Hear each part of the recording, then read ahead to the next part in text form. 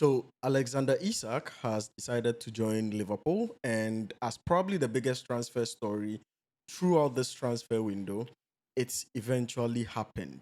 Liverpool agreed to pay Newcastle a British record £130 million transfer fee for Alexander Isak. Note that he's only 25, he scored 44 Premier League goals in 2 seasons, and just dragged Newcastle last season back into the Champions League. Is this blockbuster move, a master stroke, or a minefield?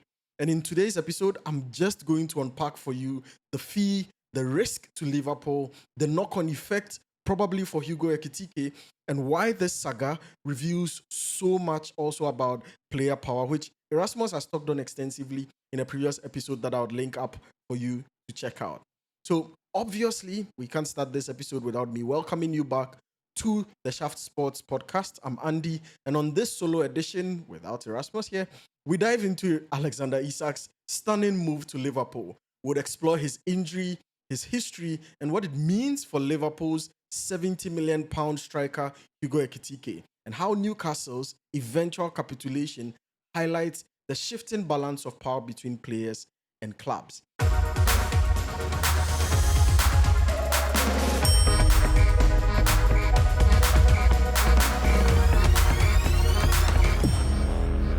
There is a fundamental key question that we obviously have to answer. Why did Liverpool break the bank for a player of Isak's profile? Because mind you, it's not all roses and flowery and beautiful stories around Isak. Liverpool decided to smash the transfer fee record or the transfer record and for the Premier League and even their own transfer record and eclipse their previous big signings by agreeing to pay 130 million to Newcastle. This fee surpasses the 116 million we saw them spend on Florent Wirtz earlier this summer. But mind you, there have been murmurs around whether or not even Wirtz has been able to settle into the Liverpool team and create the impact that's expected of him. Obviously, he's a new signing. It's very early on in the window. But there's still so much more to come. But then this makes Isak the most expensive player ever in British football.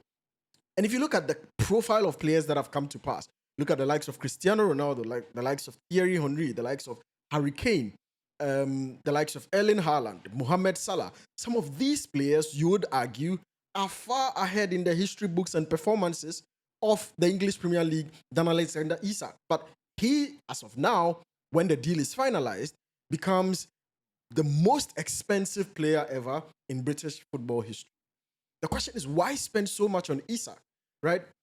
Isak has delivered a proven goal return for Newcastle since they signed him. Over the past 2 Premier League seasons, he scored about 44 league goals, but beaten only by Mohamed Salah and Erling Haaland. In 2024-2025, for instance, he netted a 23-goal margin or goal return, and became the first Newcastle player to score in 8 straight league games. He had some giants to beat there because, mind you, Alan Shearer, it's a Newcastle legend. He isn't merely a poacher, right? He's one of the strikers who is very, very flexible. He drops in deep. He runs beyond the back line and can create space. I think also he's probably one of the purely gifted finishers in the Premier League.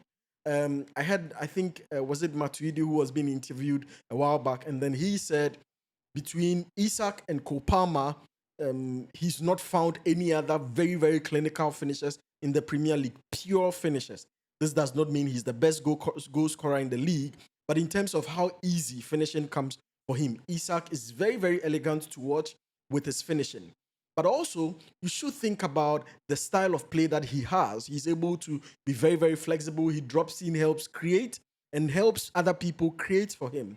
I think since Harry Kane left the Premier League, I've not seen another profile of striker to mimic the profile of Harry Kane as much as Isak does. And maybe Hugo Ekitiké, who we'll talk about very soon, is also one player who I think is mimicking that style a little bit more. So analysts are beginning to highlight his elite finishing statistics and have noted that his finishing significantly increases the likelihood of scoring for the team that he plays for. So obviously, Liverpool knows what they are going in for, and it sounds all flowery and very, very beautiful. But also, there is a market logic. Football finance expert Kieran Maguire, in an article that he published, reminded the footballing world, right, that we should reflect transfer records with a perspective of inflation because that matters. For instance, Alan Shearer's 15 million transfer in 1996 would equate to 220 million pounds today if inflation was applied strictly. So what he's trying to say is football transfer records have not actually raced together with inflation of currencies as much as we would want it to seem. But Liverpool had already spent over 314 million this summer, signaling a departure from their thrifty reputation of plugging talents from South America here and there and utilizing them. The club believes, obviously, this summer specifically, that investing in a proven Premier League scorer is safer than gambling on a less tested prospect, even if Hugo Ekitike has hit the ground running. So at this point, it's very tricky what exactly has still prompted them to go ahead to complete the move for Isak. Because at the start of the window, and even right after they signed Ekitike, it makes sense. But now Ekitike has proven to settle in very well. He's very, very clinical, and we'll talk about him a bit more. But it makes a big question why they've still gone in for Isak. So let me know, what do you think? Did Liverpool really have to break the bank for Isak? And could they have spent that fee far, far better elsewhere? The second key question that we need to ask is, Isak is not probably the most assured player that you would have in terms of availability. We always hear in football that the best skill is availability. The best record is availability. Because no matter how talented a player is, if they are not available, you cannot use them. Typical examples are Neymar during his days at PSG. Typical examples are Dembele during his days at Barcelona and even his early years at PSG. You look at last season when Dembele was fit for most of the season, his talent was executed on the pitch and he's in the Ballon d'Or conversation. So you don't just need great talent, you need great talent that is available. The problem with Isak is that he comes with a history of injuries. Football Insider reported that he missed 39 matches in 206 days over the past 3 seasons at Newcastle. That's essentially saying he was paid basically an entire season of 38 matches without him playing football plus one more match. Now, that's a big question, right? Because in the 2024-2025 season, he was sidelined by a broken toe for 34 days and 7 games and battled minor groin and hamstring issues. The previous year, for instance, he suffered 2 groin injuries and kept him out for 56 days and 12 games. And in 2022-2023, a thigh problem cost him 107 days and 18 games. And note, with Liverpool challenging for the title and the race at the top of the league always being tough, intense, and high, you can't have a talent that goes missing for 18 games in a season. That's almost half of the season, and he's unavailable, right? You need talented players that are really, really available. But ultimately, Liverpool's sports science department claimed that they plan to tailor his training and rotation to make sure that he avoids the recurrences of such injury. But obviously, you can never guarantee any of these things. Hugo Ekitike, on the other hand, is Liverpool's 23-year-old striker who was signed this season from Frankfurt for about 69 million pounds, I think. Ekitike is tall, technically gifted. I think people who have watched him play so far is brilliant. He's exciting. He's very, very clinical with the chances that he gets, and he creates the chances as well. He's quickly proven that he can lead the line or drop deep to link up play. And like I said, he's also showing the signs of a striker, very typical to the mode of Isak and mimicking the profile of Harry Kane. He made an immediate impact, scoring in the first 5 minutes of the Community Shield and netting an opener against Bournemouth as well. And as I speak, for instance, he scored in all his 3 goals and all the 3 games in the season. I think, no, we are in game week 2. So he scored in the Community Shield plus the 2 EPL games. And this weekend's game, which was played just yesterday, because I'm recording this on Monday, just yesterday against Arsenal, he had a goal chopped off for offside. If not, again, he would have shown his scoring prowess. So the manager and Slot has a big decision to make because he himself has also praised Ekitike's finishing and link-up play, but noted that his match fitness and pressing needs more refinement. So the question is, does Isak fix the Ekitike downside, or does he sideline him in a way that delays Ekitike's development for the good of Liverpool?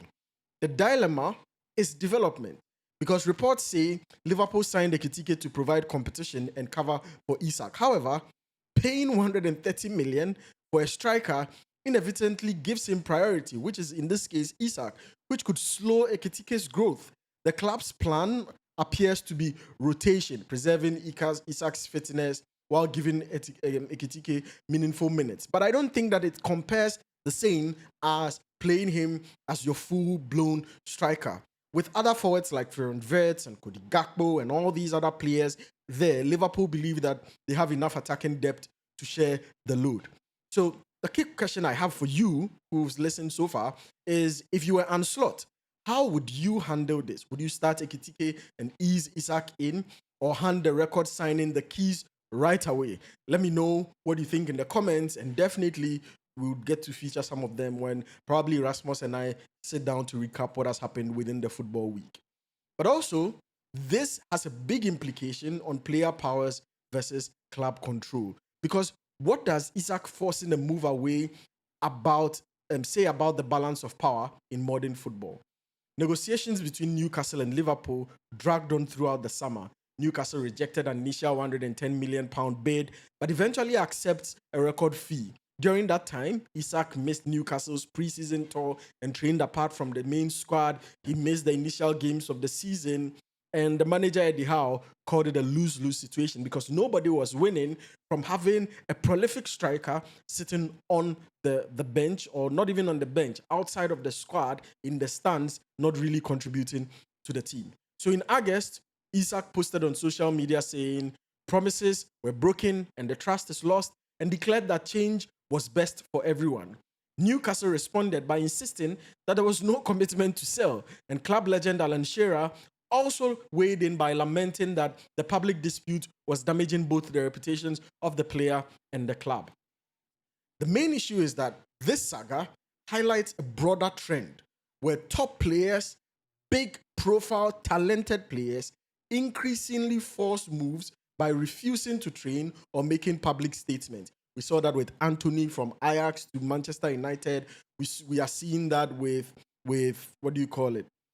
Isak now. We saw that with other players who decided to force moves away from major clubs. And long contracts and big wages leave clubs with a choice.